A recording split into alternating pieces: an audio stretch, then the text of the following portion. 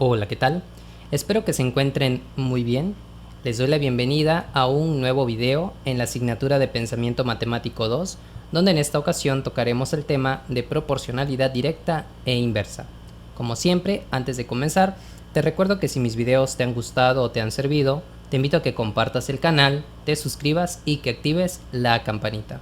Ahora sí, demos inicio.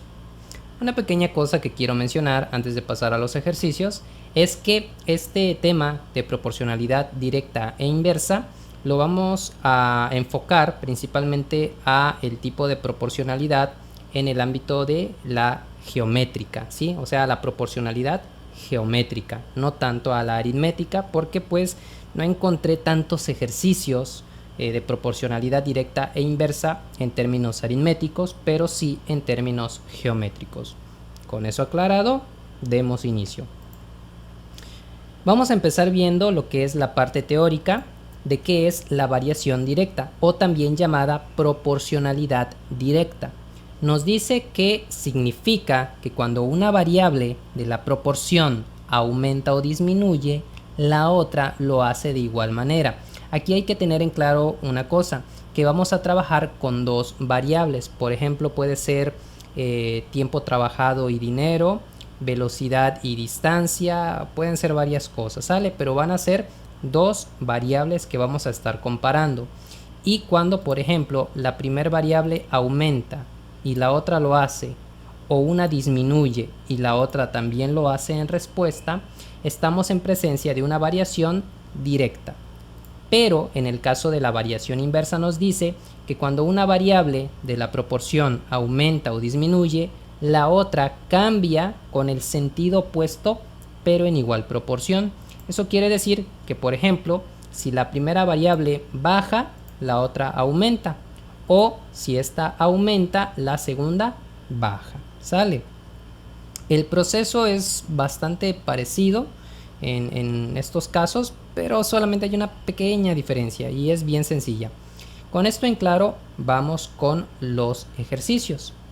El primer ejercicio nos dice lo siguiente: si por el consumo de 40 metros cúbicos de agua se pagan 20.80 pesos, ¿cuánto se pagará por 37 metros cúbicos? Bien, lo primero aquí es identificar si es proporcionalidad directa o inversa. Entonces, en este caso, lo primero que debemos hacer es comparar el agua con el costo. Si por 40 metros cúbicos pago 20.8, si reduzco la cantidad de agua, ¿qué pasará con el dinero? ¿Pagaré más o pagaré menos? Pues si reduzco el agua que consumo, por ende, también voy a reducir la cantidad de dinero que gasto. Como la primera variable baja y la segunda en consecuencia también, estamos en presencia de una proporcionalidad o de una variación directa. Entonces, ¿cómo se resuelve este tipo de ejercicios? Es bien sencillo. Fíjense, voy a colocar aquí los 40 metros cúbicos de agua y abajo voy a colocar el costo de ese volumen, o sea 20.8, y lo voy a igualar con, en este caso, los 37 metros cúbicos, y aquí voy a colocar una X porque quiero saber cuánto voy a pagar. Fíjense que en la parte de arriba tengo la misma variable, o sea, tengo aquí los metros cúbicos de agua, y en la parte de abajo tengo el mismo tipo de variable, que es la cantidad de dinero. Agua arriba, dinero abajo. ¿Sale? Ahora, como es variación directa, una vez que ya acomodé esto, simplemente debo multiplicar cruzado. Aquí 40 por X, 20.8 por 37. En este caso lo colocamos aquí y la expresión queda de esta manera. Fíjense, 40 por X va aquí, 20.8 por 37 va de este otro lado de la igualdad. Aquí simplemente voy a realizar esta multiplicación, 20.8 por 37 me daría 769.6.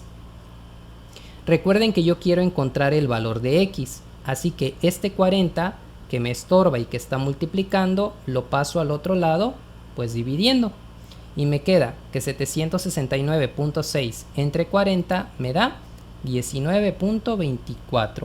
Fíjense, por 37 metros cúbicos pago 19.24 pesos, es decir, pago menos que por 40 metros cúbicos. ¿Sale? De esto es lo que trata la variación directa o proporcionalidad directa. Vamos a ver otro ejercicio.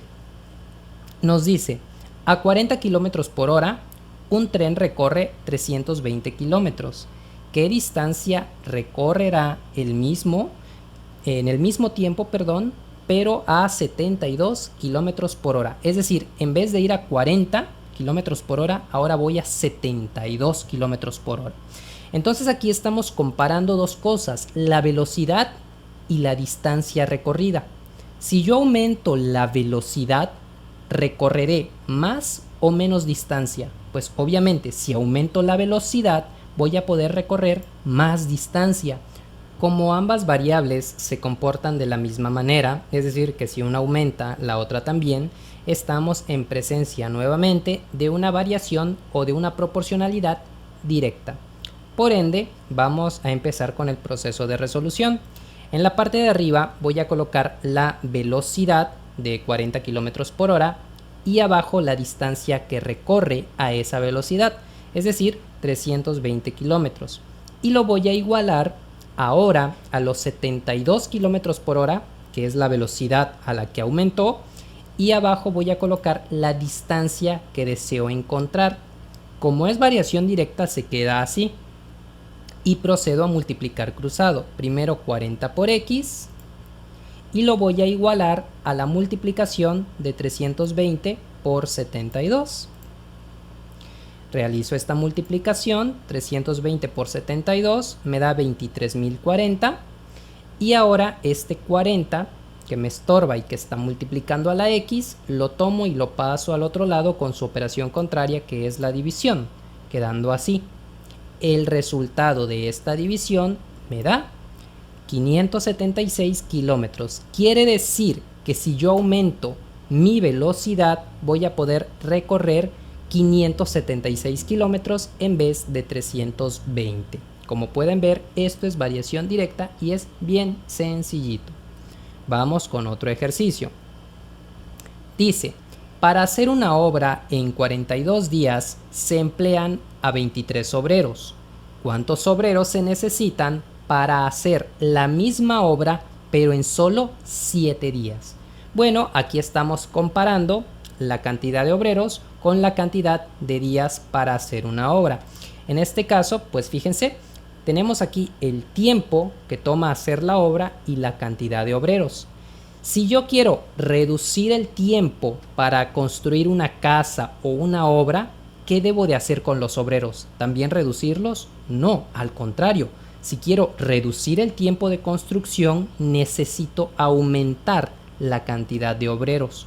Por lo tanto, esto no es una variación directa, sino una variación inversa o una proporcionalidad inversa. ¿Cómo se resuelve? Empezamos con lo mismo. Sabemos que con 42 días, yo necesito a 23 obreros, ¿sí?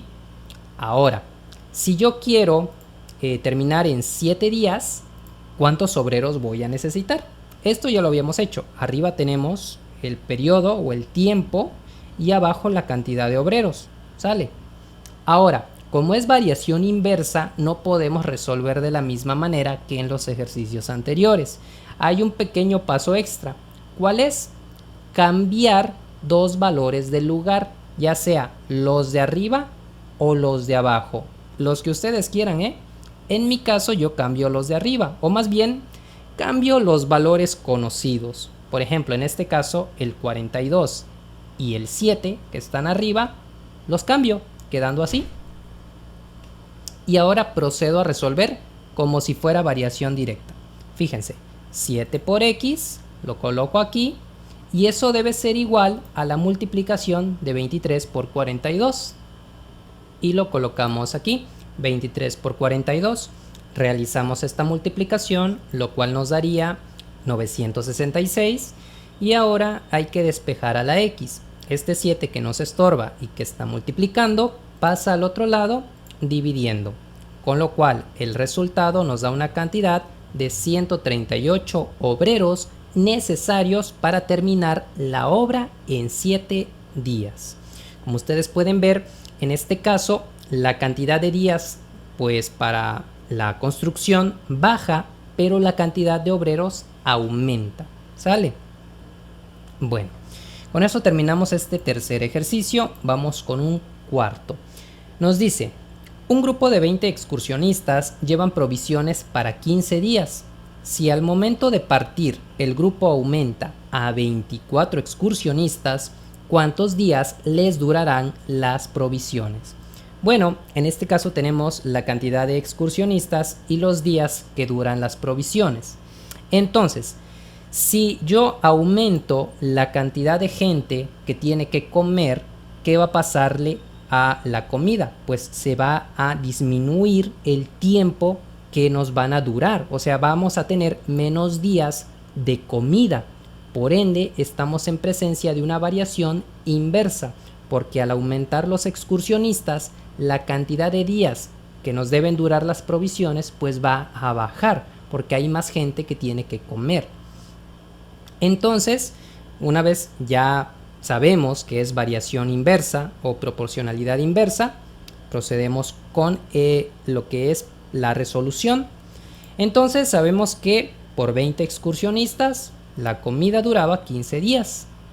Ahora yo tengo 24 excursionistas y deseo saber cuántos días me va a durar.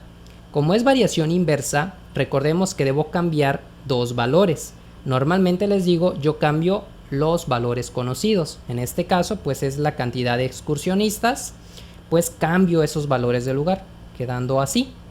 Y resuelvo normalmente. 24 por x va aquí y lo igualo con la multiplicación de 15 por 20. 15 por 20 me da una cantidad de 300. Vamos a despejar a x. Este 24 que está multiplicando lo pasamos al otro lado dividiendo.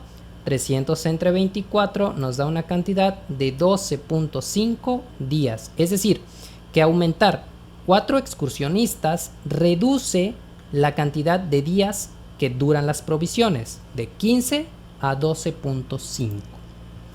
Bueno, como ustedes pueden ver, esto de variación directa o proporcionalidad directa e inversa es bastante sencillo, ya que el proceso es básicamente el mismo, simplemente que cuando es proporcionalidad directa, una vez acomodemos, hacemos el proceso de resolución y listo, de multiplicar cruzado.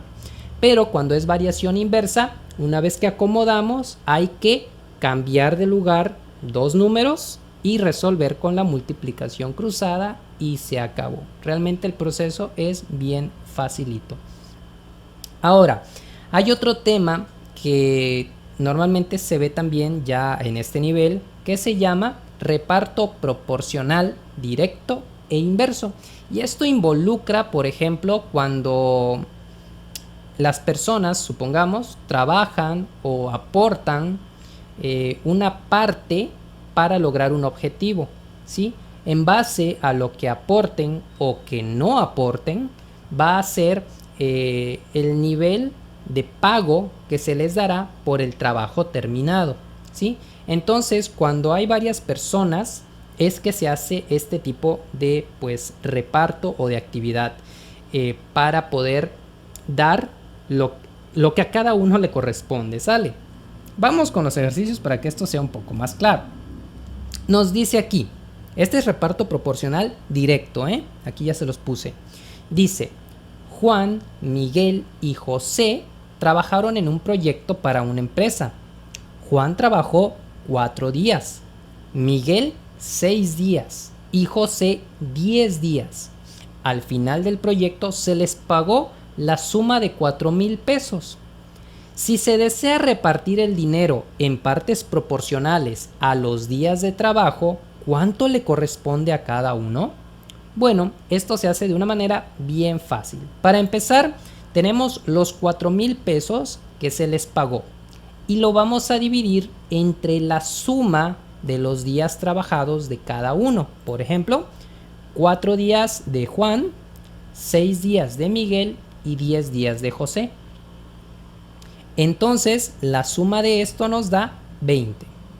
voy a dividir los 4,000 pesos de la paga entre los 20 días de trabajo, que es la suma de los días individuales. Esto me da una cantidad de 200. Este 200 es como que la constante por día de trabajo, ¿sale? Entonces lo único que tengo que hacer es ir multiplicando este número por la cantidad de días trabajados y se acabó. Por ejemplo, para Juan, que trabajó 4 días, es 200 por 4. Eso me da 800 pesos de paga. Para Miguel, que trabajó 6 días, es 200 por 6, que me da 1200. Y para José, que trabajó 10 días, es 200 por 10, lo cual me da 2000 pesos de pago. Como ustedes pueden ver, mientras más días haya trabajado, pues más es lo que se les va a pagar. Y una característica muy importante es que la suma de estos salarios me dé el total, que es 4000. Y listo. Esto es reparto proporcional directo. Pero hay otro, reparto proporcional inverso. Fíjense, aquí me piden que yo reparta 7,875 de manera inversamente proporcional a estos números, 3, 5 y 6. ¿Qué quiere decir esto? Que mientras más grande sea el número, menor es la cantidad que le debe de tocar. Por eso se llama inversamente proporcional. Más grande el número o más grande la cantidad, menor lo que le toca. ¿Cómo se hace? Es parecido el proceso, fíjense.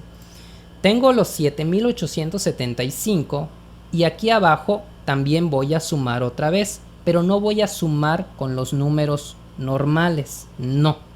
Voy a sumar con los números inversos. Es decir, si aquí tengo 3, pues el inverso de 3, vamos a ponerlo aquí como 1/3 o 1 entre 3. El de 5, 1/5. El de 6, 1/6. Estas fracciones son las que voy a sumar. ¿Sale? El resultado de esto me da 7 décimos. Ahora, 7,875 entre 7 décimos me da una cantidad de 11,250. Esta también es mi constante. ¿Y cómo la voy a usar? Pues esta constante la voy a multiplicar por el inverso de cada número. Por ejemplo, para 3 voy a multiplicar los 11,250 por su inverso. ¿Cuál es el inverso de 3? 1/3. Esto me da 3,750. Para 5 también voy a multiplicar esta cantidad por el inverso de 5, que es 1/5. Esto me daría 2,250.